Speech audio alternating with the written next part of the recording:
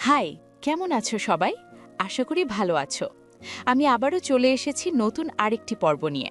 তোমরা যদি প্রতিটা উপন্যাসের সব কয়টি পর্ব সবার আগে শুনতে চাও, তাহলে এক্ষুনি সাবস্ক্রাইব করে ফেলো আমাদের চ্যানেলটি। তাহলে চলো, কথা না বাড়িয়ে শুরু করা যাক। সোফায় বসে বেশ দীর্ঘক্ষণ যাবৎ কথা বলে তারা দুইজন। আদ্রিয়ান যথেষ্ট শান্ত আর ভদ্র ভাষায় কথা বলে জিয়ার সাথে। পূর্বের ন্যায় ইগনোর বা কটু কথা শোনায় না। হঠাৎ আদ্রিয়ানের এমন ভালো ব্যবহার দেখে জিয়া খুশি হয়ে যায়। তবে কি আদ্রিয়ান ধীরে ধীরে তার প্রেমে পড়ে যাচ্ছে? বাংলাদেশে নিজ স্ত্রীর কাছে ফিরে যাওয়ার আগে আদ্রিয়ানের কাছাকাছি আসতে হবে, তার নিজের প্রতি আকৃষ্ট করতে হবে। আদ্রিয়ানের ওপর জিয়া এমন জাদু করবে যে সে তার জন্য পাগল হয়ে যাবে।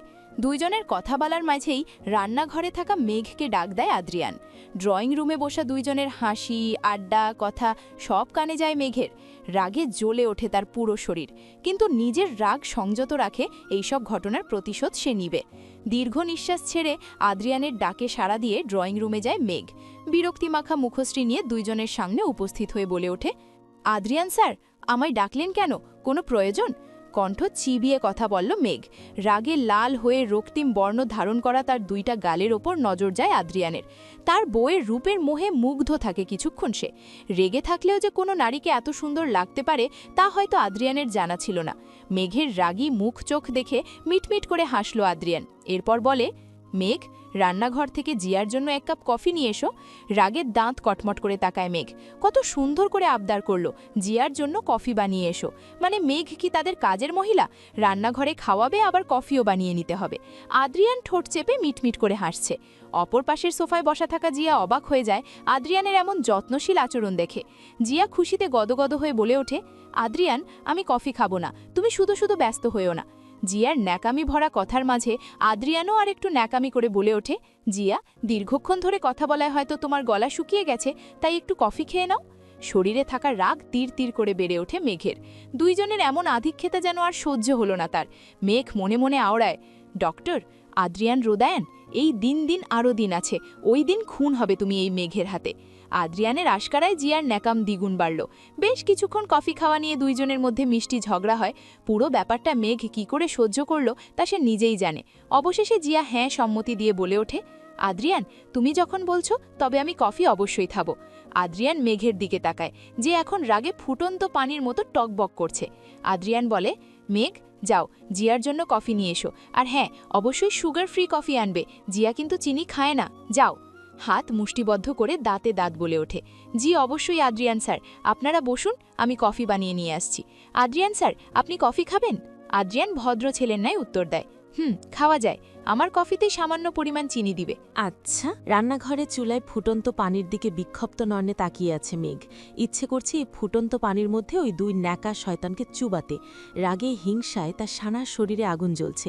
জিয়াকে সে পরে দেখে নিবে, কিন্তু আদ্রিয়ান রেদায়ানকে সে যতক্ষণ শিক্ষা না দিবে তার শান্তি হবে না। বউ সামনে রেখে অন্য মেয়ের প্রতি আগলা পীড়িত দেখানো, তাই না? তোর কপালে দুঃখ আছে আদ্রিয়ান। পাশে থাকা কফি পাউডার মিক্সিং করে এরপর চামচ দিয়ে ক্রমাগত নাগাতে থাকে। প্রায় ৫ মিনিট পর কফি রেডি হয়। গ্লাসে কফি ঢেলে দেয়। জিয়ার কাপে চিনি দেয় না। আদ্রিয়ানের কাপে কফি ঢালার না বিষ ঢালার ইচ্ছা করছে তার। ওয়েট, বিষ না মিশাতে না পারলেও মরিচ গুঁড়ো মিশাতে অবশ্যই পারবে। মেঘের মাথায় দুষ্ট বুদ্ধির উদয় হয়। টেবিল রেক্সের উপর থাকা গুঁড়ো মরিচের বাক্স থেকে বেশ ৩-৪ চামচ মরিচ গুঁড়ো মিশিয়ে দেয়। সুন্দর করে নাড়াচাড়া করে। কফির কালার আর মরিচের গুঁড়োর কালারের বেশি পার্থক্য নাই। এরপর সুন্দর করে ট্রের মধ্যে সাজিয়ে কফি নিয়ে চলে যায় ড্রয়িং রুমে। জিয়া আর আদ্রিয়ান বসে টিভির মধ্যে খবর দেখছিল। মেঘ তাদের সামনের টেবিলে কফির কাপ রেখে জিয়ার দিকে মগ এগিয়ে দিয়ে বলে, জিয়া ম্যাম, আপনার কফি। জিয়া মগের হাতল ধরে তার হাতে নেয় আর কৃতজ্ঞতা স্বরূপ বলে উঠে, ধন্যবাদ মেঘ, ওয়েলকাম। কফির মগ আদ্রিয়ানের কাছে এগিয়ে দিয়ে বলে উঠে, কফি। মুচকি হাসি দিয়ে কফির মগ নিল আদ্রিয়ান। পাশে বসল মেঘ। তাদের দুইজনের মধ্যে দূরত্ব খুব সামান্য। জিয়া কফিতে চুমুক দিয়ে বলে উঠে, মেঘ, তুমি দারুণ কফি বানাও, সত্যি অসাধারণ। জিয়ার মুখে প্রশংসা শুনে আদ্রিয়ান দ্রুত কফির মগে চুমুক বসায়, কিন্তু গলায় অবধি পৌঁছানোর আগেই জিহ্বায় কফির অংশ পড়ার সাথে সাথে অতিরিক্ত জালে জিহ্বা পুড়ে যায়। আদ্রিয়ান দ্রুত কেসে ওঠে। হঠাৎ আদ্রিয়ানের এমন আচরণে জিয়া চিন্তিত কণ্ঠে বলে ওঠে, আদ্রিয়ান, কি হচ্ছে তোমার? এমন করছো কেন? জালে মুখ গলাজনও পুড়ে যাচ্ছে আদ্রিয়ানের। কান দিয়ে গরম ধোঁয়া বের হবে এখুনি। অতিরিক্ত জালে তার কণ্ঠ দিয়ে কোনো শব্দ উচ্চারণ হচ্ছে না। পাশে থাকা মেঘ মিটমিট করে হাসছে। হঠাৎ কফিতে এত জাল কি করে হলো, যেন মনে হচ্ছে কেউ লাল মরিচের গুঁড়ো মিশিয়ে দিয়েছে। ঘটনার প্রধান দোষীকে ধরতে আদ্রিয়ানের সময় লাগল না। রাগী দৃষ্টিতে মেঘের পানে তাকায়। পাশে থাকা মেঘ একটু এগিয়ে এসে আদ্রিয়ানের কানের কাছে ফিসফিস করে বলে, এই কফি যদি সম্পূর্ণ শেষ আপনি না করেন আদ্রিয়ান, তবে এই মেঘ আজ আপনাকে খুন করবে। হয় কফি খান, না হয় ইঁদুর মরার বিষ খাবেন। জাল আর ভয়ে আদ্রিয়ানের প্রাণ চলে যাওয়ার উপক্রম হলো। চোখ মুখ লাল টকটকে হয়ে গেছে। আদ্রিয়ান মুখশ্রীর মধ্যে অসহায়ত্বের ছাপ ফুটে ওঠে, কিন্তু মেঘের পাষাণ মন গলল না। তার চোখে মুখ প্রতিশোধ, তার হিংসা ধরা পড়ল। পুনরায় বিচলিত কণ্ঠে জিয়া প্রশ্ন করে ওঠে, আদ্রিয়ান, কথা বলছো না কেন? কফির মধ্যে কোনো সমস্যা হয়েছে? মনের সব যন্ত্রণা আর লুকিয়ে রেখে বউয়ের ভয়ে স্বাভাবিক কণ্ঠে বলে ওঠে, কফি খুব গরম ছিল জিয়া, তাই জিহ্বা পুড়ে গিয়েছে। আদ্রিয়ান, সাবধানে খাও। বেচারা আদ্রিয়ান বাধ্য হয়ে পুনরায় কফির মধ্যে চুমুক দেয়। ঝালে চোখ মুখ খিচে বন্ধ করে ফেলে। প্রতিটা চুমুকে যেন তার জিহ্বা গলা সব জ্বলে যাচ্ছে। মেঘ কিলার লোক নিয়ে তাকিয়ে মিটমিট করে হাসছে। কফি খাওয়ার মধ্যে হঠাৎ টিভির মধ্যে খবর ভেসে ওঠে, এক স্বামী তার প্রেমিকার সাথে কফি খাওয়া অবস্থায় রেস্টুরেন্টে তার বউয়ের কাছে ধরা পড়েছে। স্ত্রী রেগে দিয়ে তার স্বামীকে খুন করে ফেলেছে।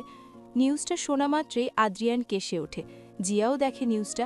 জিয়া বলে, আজকাল মেয়েরা কত হিংস্র হয়ে গেছে। স্বামী শুধু কফি খেয়েছে বলে অন্য মেয়ের সাথে তার জন্য তাকে খুন করতে হবে।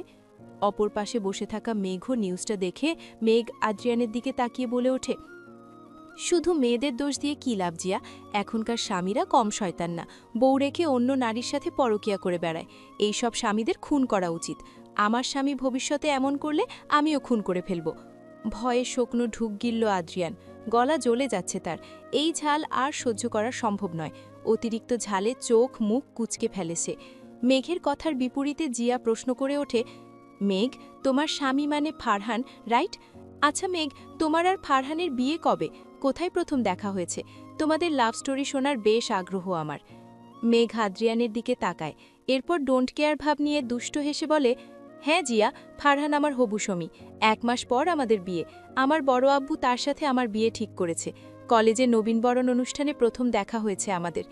মেঘের কথা শুনে জিয়া অবাক হয়ে বলে, নবীনবরণ অনুষ্ঠানে প্রথম দেখায় ফারহান তোমার সমগ্র কলেজের সামনে প্রপোজ করল? মনে হয় লাভ অ্যাট ফার্স্ট সাইট হয়ে গিয়েছিল। ঝাল আর হিংসায় শরীর জ্বলে ওঠে আদ্রিয়ানের। মেঘ ইচ্ছা করে এমন বানিয়ে কাহিনী বলছে তা সে জানে, কিন্তু বউয়ের মুখে অন্য পুরুষের নাম সহ্য করা তার দ্বারা আর সম্ভব হচ্ছে না। আদ্রিয়ান চুপচাপ গম্ভীর মুখ নিয়ে বসে থাকে। জিয়ার সামনে কোনো নাটক করতে চায় না। মেঘ বলে ওঠে, সত্যি বলতে প্রথম দেখায় ফারহানের প্রেমে আমিও পড়ে গিয়েছিলাম।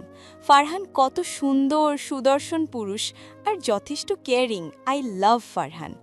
আদ্রিয়ানের রাগের আগুনে ঘি ডালার মতো কথা ছিল এইটা। ওয়াও, প্রথম দেখায় ফারহানের প্রেমে পড়ে গেছে মেঘ। ফারহান সুদর্শন, মেঘ ফারহানকে ভালোবাসে। সাহস কত বড়! আদ্রিয়ানের সামনে অন্য পুরুষকে ভালোবাসি বলছে। আদ্রিয়ান দাঁত কিরমির করে বলে ওঠে, ফারহান খুব সুদর্শন, তাই না মেঘ? তুমি ফারহানকে ভালোবাসো? আদ্রিয়ানের কথার উত্তরে মেঘ বলে উঠল, বাসি। ফারহানকে অনেক ভালোবাসি। আর আমার দেখা পৃথিবীর সেরা সুদর্শন পুরুষ হলে ফারহান। আদ্রিয়ান কোনো কথা বলল না, শুধু রাগি রাগি চোখ দিয়ে মেঘকে শাসায়। দূরে থাকা জিয়া বলে ওঠে, মেঘ, তোমার আর ফারহানের প্রেম দেখি জমে ক্ষীর। নবীনবরণ অনুষ্ঠানের দিন ফারহান কি সুন্দর করে তোমার প্রপোজ করল, হাঁটু গেড়ে গোলাপ ফুল নিয়ে। সত্যি অসাধারণ ফারহান। মেঘের আদ্রিয়ানের চোখের দিকে তাকিয়ে কথার উত্তর দিল, ফারহান খুব সাহসী জিয়া। সবার সামনে নিজের হবু বউকে স্বীকৃতি দেওয়ার সাহস তার আছে।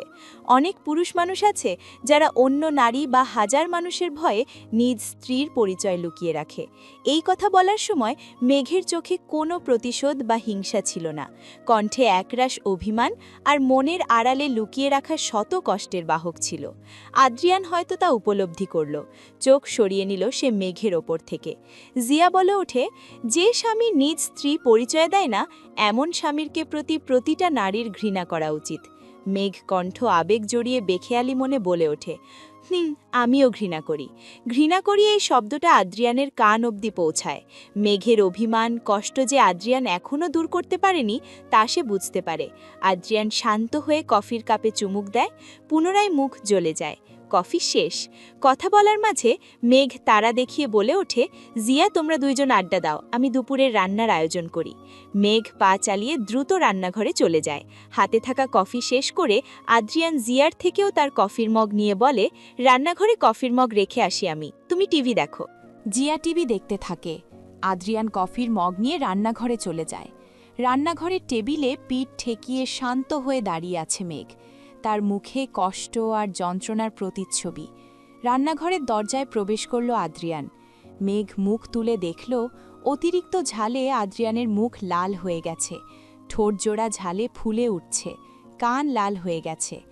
আদ্রিয়ানের প্রতি মায়া হয় মেঘের।